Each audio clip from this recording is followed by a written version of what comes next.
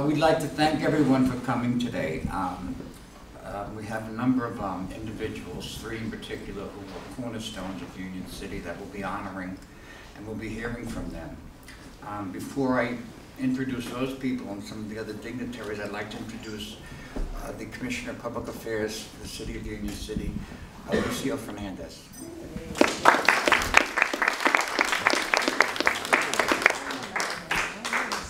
Thank you, ladies and gentlemen. I just want to pass by. I'm very detained today otherwise, but I wanted to be here to congratulate Jerry for putting this wonderful event together here at the Cultural Center and welcoming all the families here as well.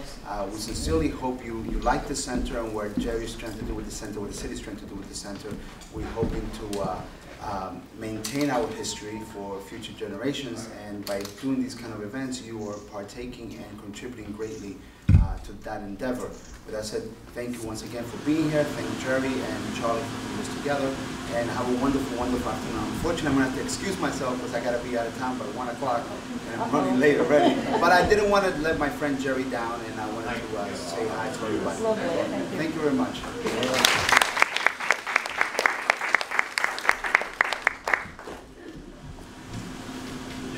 Before we announce our guests of honor, I'd like to introduce a couple dignitaries and friends that we have in the audience. Number one, former Union City Commissioner, very dear friend of mine, and number people of Union City, Musto.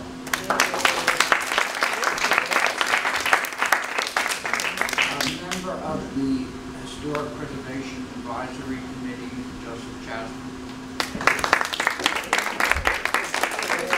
Another member of the Historic Preservation Advisory Committee, and a very important committee for the work that we do here and elsewhere, and that is James Pedler. And last but not least, Union City educator and member of the Historic Preservation Advisory Committee, Vincent Benito. Also with us today is our historian, and I'm sure we all know him, Gerard Harden.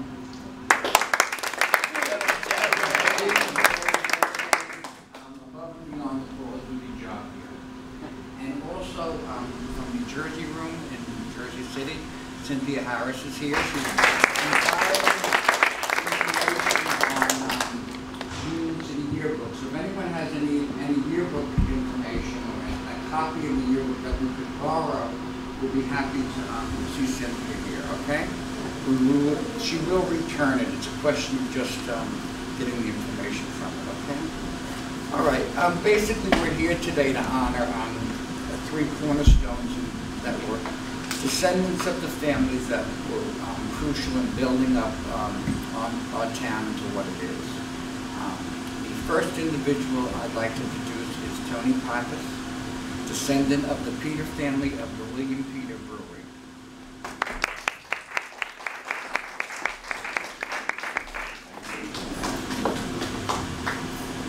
It's a great pleasure to be here, and I'm just stunned by the beauty of this building. I never expected it to be so very lovely, and I'm really honored that the Peter family is part of this collection which you, Gerard, have put together. And I admire the work that you've done. Preserving history is not easy, so thank you so much for doing all you've done with all of these wonderful collections. And again, I also thank you for placing the historic marker over at the William Peter Brewery, which is a historic landmark, and that is very important to our family. And so today, without further ado, it is my honor, and I thank you for accepting a small gift, which I would like to donate to the museum. It is an oil painting of my mother, Elfrida Peter, who was William Peter's great-granddaughter. And in those days, in the early 1900s, apparently people liked to do oil portraits of members of their families. And I happen to have this in my attic, and it's been there for a long time collecting dust, and I thought it would be nice to bring it to a place where people might be able to see it and enjoy it. So.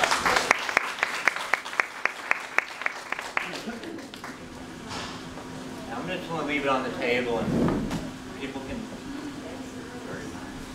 and this will be put upstairs. This is the nice thing about people just donating to the museum. And if I can mention real quick, there are a lot of people in the audience here who have donated to the museum, and it's very much appreciated. So thank you for that.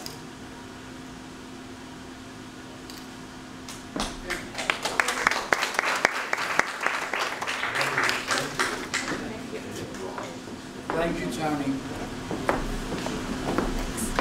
The next individual I'd like to introduce, descendant of another cornerstone of Union City, responsible for a lot of the historic buildings here in Union City, the iconic structures that we all look up to, and that's a very good friend of my family and people of Union City, my grandmother.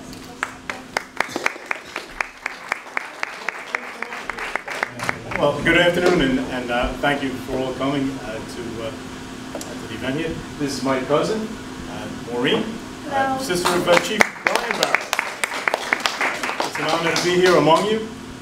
We're very proud of what our grandfathers and great-grandfathers have accomplished here. What I find, I always was intrigued with this, they not only build this, but so many public buildings, and for a common good. And that was kind of a thread with the Cranwell family. They were big on family, they were big on community. And you can see that today. I'm with the fire department, Maureen is a teacher, and her brother Brian is the chief of police. And Cranwells have gone into so many fields, but many of them in public service. And I attribute that to the great upbringing of all the Cranwells. So, care to say anything? Just, you said it all, family, community, the Cranwells have always been involved, very proud of that. I find it astonishing that I've been teaching for 25 years at Gilmore School, and that happens to be one of the buildings that my great-great-grandfather, James Cranwell, was involved in building, and my mom, who worked in City Hall for many years, another wonderful building that the Cranwell Company built, and of course my brother being the chief of police, also in City Hall. So you touch the stones and you say, maybe one of these bricks my great-great-grandfather actually touched, and it's a wonderful commitment to the community and to, of course, our family. Thank you. Finally, I'd like to make an introduction of a young lady who is a registered nurse, 38 years in the New York, New Jersey area. She did her student teaching at Emerson High School. She's the author of a number of publications, and also the holder of patent of some medical devices, and also multitasking. She also conducts an orchestra, okay, which is interesting. It's a black tie orchestra known as the Robert Lawrence Orchestra. She still resides in Hudson County, a parishioner of Holy Family Roman Catholic Church. Susan Scherman is a direct descendant of the Bermes family of the Daniel Bermes Brewery, which is located uptown. I think she'll explain, when you explained to me where it was, I knew right away where it was, okay? Welcome, Susan.